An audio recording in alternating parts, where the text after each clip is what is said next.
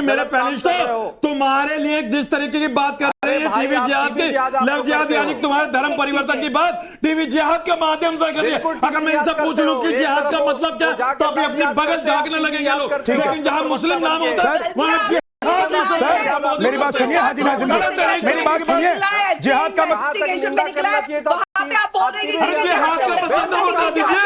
मैं तो पूछना चाहता हूँ आपसे, जिहाद का मतलब बता दीजिए।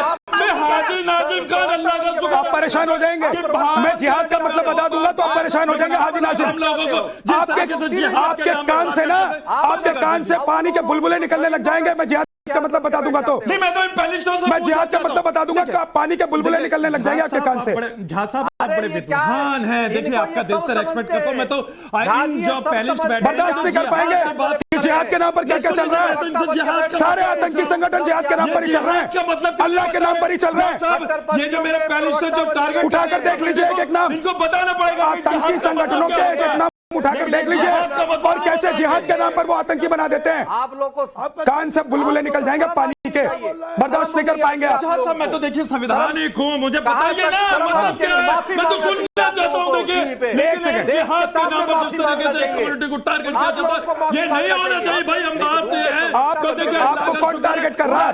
टारगेट हिंदू लड़कियां हो रही हैं हाजी नाज़िम, टारगेट हिंदू लड़कियां हो रही हैं। 40 साल 100 करोड़ कहां से है पैसे बताएंगे देश को। जांच का हिस्सा, हाँ अब जांच का हिस्सा हो गया, अब जांच का हिस्सा हो गया। अभी आप समझा रहे थे कि जिहाद का है, बार जो इस तरीके से जांच का हिस्सा हो गया। गलत है भाई, जांच का विषय जांच होनी चाहिए। जांच तो होगी और जांच तो होगी, जांच तो होगी और जांच हो ही रही है अभी तो। एक सेकंड रुक जाइए, हर्षाचार्य कुछ कहना चाहते हैं, बोल लीजिए, उसके बाद अमितोष जी। सजा होगी। हर्षाचार्य जी बोलिए। मुझे ये बताइए, अभी भोपाल इंदौर में जो रैकेट पकड़ा गया था जिसमें हिंदू लड़कियों को टारगेट कर रहे थे, उसमें मुस्लिम युवक युवतियां सब शामिल थे, सबको पैसे दिए जा रहे थे, ब्राह्मण से लेके ओबीसी तक। आपके पास तो बड़ी जानकारी है, नहीं आपके पास बड़ी जानकारी है। इसका मतलब यह है कि खुफिया विभाग जो जानकारी जुटा रहे वो आप लोग से जुटाए ताकि आप उनको जानकारी दीजिए। अरे इस तरीके का झूठ पर मत बनाइए, इस तरीके का झूठ पर मत बनाइए। झूठ मैं कहता हूँ कि जांच का विषय जांच होनी चाहिए। अगर जांच का विषय मुस्लिम देख लिया तो जांच को बदनाम है। मेरी बात सुनिए हाजी नाज़िम, हाजी नाज़िम, एक मुस्लिम हाजी नाज़िम कोई किसी को बदनाम नहीं कर रहा। तो सजा आप लोगों को ऐसे लोगों को बिरादरी से, धर्म से बाहर निकालकर धक्का कर फेंक देना चाहिए जो बदनाम कर रहे हैं।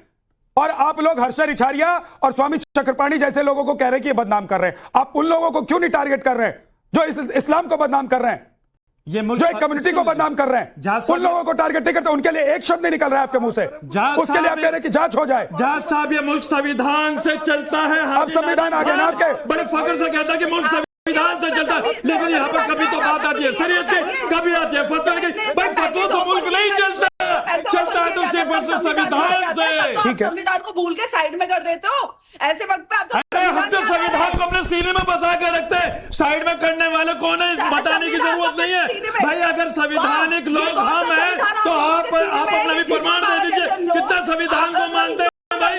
अगर हमसे देशभक्ति का प्रमाण मांगेंगे लेकिन अपना देशभक्ति का प्रमाण नहीं दिखाएंगे भाई, क्योंकि आप लिबास में है तो ये आपका प्रमाण है। हाजी नाज़िम के पास लिबास नहीं तो हाजी नाज़िम को टारगेट करेंगे। हाजी नाज़िम सुनिए, थोड़ी सी ईमान रखिए अपने आत्मा में। यानी कि मैं हाजी नाज़िम, हाजी नाज़िम किस तरीके की बात कर रहे हैं? नहीं, आपके ऊपर कोई सवाल नहीं उठा रहा है, आपके ऊपर कोई सवाल नहीं उठा रहा है, हिंदुओं के प्रति घृणा आपके ऊपर कोई ना सवाल उठा रहा है ना आपके ऊपर कोई शक कर रहा है। लेकिन जिसके ऊपर शक है, जिसके ऊपर सवाल उठ रहा है, उसके लिए जब आप लोग प्रवक्ता बनकर बैठ जाते हैं तो आपसे सवाल पूछा जाएगा कि ऐसे लोगों के खिलाफ फतवा क्यों नहीं जारी करते हैं, और फतवा का कोई असर नहीं होता तो फतवा जारी क्यों होता है?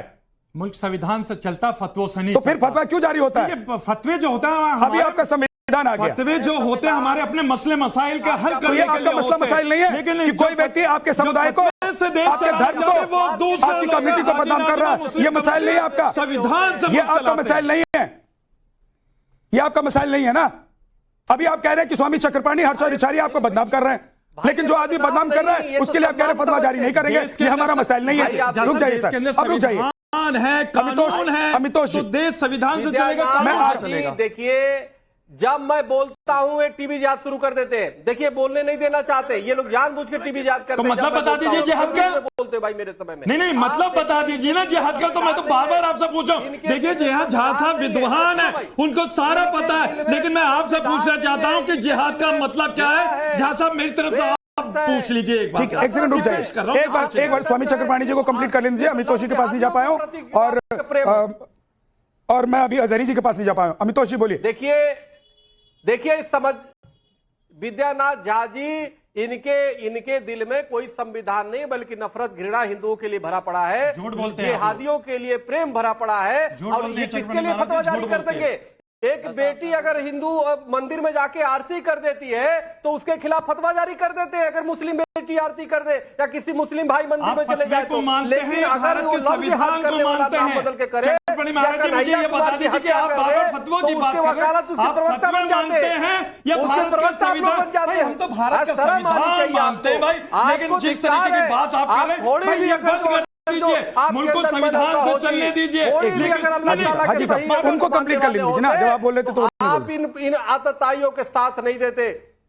ठीक है, ओके स्वामी जी। आप अगर थोड़े अंदर अगर ईमान होता तो इन आतताइयों का जस्टिफाई नहीं करेंगे, बन के नहीं बैठते। सुन लीजिए मेरे ईमान को आप जस्टिफाई नहीं करेंगे, अल्लाह का शुक्र है। ठीक है, एक सेकंड रुक जाइए। हाजी साहब अजहरी जी के पास नहीं जा पाया हूं, तो बहुत देर से उंगली उठा रहे हैं और अमितोष बहुत देर से उंगली उठा रहे हैं। स्वामी जी आप एक मिनट रुकिएगा। अमितोष जी, स्वामी जी आप एक मिनट रुक जाइएगा। अमितोष जी बोलिए। आपको कोड़ों से मारेगा कृत्य करने के, इस तरह के कुकृत्य का साथ देने से कोड़े से मारेगा अल्लाह ताला। और पिछले इतनी देर से डिबेट के अंदर में मैंने कई सारी बातें सुन ली और कई सारी नई नई टर्म्स भी आ गई है। एक व्यक्ति जो लगातार संविधान के विरुद्ध अपने काम कर रहे हैं, वो संविधान की आड़ लेके आज फिर छुपते हुए नजर आए, आज फिर वही बांटने का प्रयास करने का करा। और एक जो जिहाद को एक्सप्लेन करने के लिए टीवी को डिरेल कर दिया, आज वो डिबेट है नहीं। लगातार तरीके से लव जिहाद की जितनी भी हिंदू बेटियां शिकार बन रही थी या बहनें बन रही थी, यूपी, राजस्थान, ब्यावर, अलवर, हर जगह पूरे भारत के अंदर में संविधान की बात आती है। एक एक करके मैं आपसे 5 मिनट चाहता हूं। कर्नाटक हाईकोर्ट ने रिजवी की बेल अपोज करी, कहा लव जिहाद की कोई भी कन्वर्ट करता है is a grave concern. Love जिहाद, मौलवी को पकड़ा रेप करते हुए, मुस्लिम फैमिली ने हिंदू लड़की का रेप करा, मोर देन 200 फोर्स कन्वर्जन, ये भी आया। Hindu women raped and forced to eat beef, ये क्या था? उत्तर प्रदेश शकील अहमद ने कन्वर्जन का शिकार बनाया एक हिंदू महिला को, 4 महीने से एक लड़के को बोन चुसवाई और बाद में उसको कन्वर्जन करने पे मजबूर करा। ब्यावर के अंदर में 20 लाख और 10 लाख रुपए की रेट लगा दी। Islamic preacher involve in conversion, 10,000 conversion racket पाया गया। Maulana Kalim Siddiqui conversion in the name of social work. Beawar के अंदर में ग्रूमिंग गैंग रेप सामने आया। सरफराज जो है वो रेप करता था और फिरोज वीडियो ट्रेप करता था, जयपुर का विषय आया। 2 हिंदू लड़कियों को बलात्कार करा, gangrape and trap. Muslim women, Congress councillor Anwar Qadri वो पाया गया कन्वर्जन शिकार में। कालू खान ने कहा मुझे 25 लाख रुपए मिलते थे कन्वर्जन के लिए। Rape as many Hindu womens, किसने कहा? मुस्लिम ने रिलीजन कन्वर्जन के लिए। सैफुद्दीन के एक हिंदू गर्ल टू अरब और उसको बेच देता था। मोहम्मद किजवी कवर का और मोहम्मद काजी का केस, उमर गौतम का केस आया था सबके सामने, कन्वर्जन का यूपी का। ये कौन से केस है भाई? और ये केस क्या लगातार नहीं आ रहे? क्या हाईकोर्ट ने और विभिन्न न्यायालयों ने इसका संज्ञान नहीं लिया? लेकिन जब कन्वर्जन के विरुद्ध कानून बनाए जाते तो यही धर्म की छाती ठोकने वाले, सेक्युलर की बात करने और संविधान के आड़ लेने वाले उन्हीं के विरुद्ध खड़े हो जाते हैं। ये खड़े होते जमात उलेमा हिंद के साथ, ये खड़े होते हैं रिलीजन कन्वर्जन के साथ, ये खड़े होते हैं मौलवियों के साथ जो ट्रैप करते हैं, ये खड़े होते हैं जो लव जिहाद करते हैं, ये खड़े होते हैं जो लैंड जिहाद करते हैं, ये खड़े होते हैं जो देश के संविधान के विरुद्ध, प्रशासन के विरुद्ध और कानून के विरुद्ध। यह सच्चाई है। अगर इनमें दम है तो इसको बताएं और इसको समझाएं। शर्म नहीं आती आपको? हिंदुस्तान की 150 करोड़ की आबादी है, ये इक्का दुक्का वाकया बता के आप पूरा हिंदू मुसलमान को कटोरे में खड़ा करना चाहते? साहब इनको पूछिए ना, सारी चीजों का खंडन करते ना, जो रिपोर्ट आपके सामने लाई है, करते खंडन। बड़ी बड़ी संविधान की बात करने वाले लोग अब चुप क्यों हो गए? आई है ब्यावर में मुसलमान रहता है, 99% मुसलमान रहता है ब्यावर में। आपको मालूम नहीं है? बोला जा रहा है लगातार आप। तो अलीमुद्दीन जी, अगर 98% मुसलमान रहते हैं तो 2% जो वहां पर हिंदू रहते हैं उनकी लड़कियों को क्या कन्वर्ट करा देंगे? किसी ने नहीं कहा, हम खंडन करते हैं। वो यही तो कह रहे हैं अमितोष, यही तो कह रहे हैं। अगर कोई तो अमितोष ने कम से कम 20 एग्जाम्पल आप लोगों के सामने रख दिए कि भाई इसने ये किया, इसने वो किया, इसने ये किया। 8-9 दिए, आपने उसको 20 कर दिया, आपने 20 कर दिया ना उसको। नहीं आप किया सर, एंकरिंग कर रहे आपकी हैं, आवाज जा आपको रही है, संयम बरतना चाहिए, आपकी आवाज जा रही है, आपको सच्चाई कहना चाहिए। अलीमुद्दीन जी, अब मैं आपको रख रहा हूं, अब बोल दीजिए 8-10 लोगों का उदाहरण सर, अब बोल दीजिए, अब मैंने आपको रखा है स्क्रीन पर। कटहरे में खड़ा कर दिया आपने। मुझे शिकायत आपसे नहीं है, मुझे शिकायत इस बात से है कि जो लोग आपकी कम्युनिटी को बदनाम कर रहे हैं करता है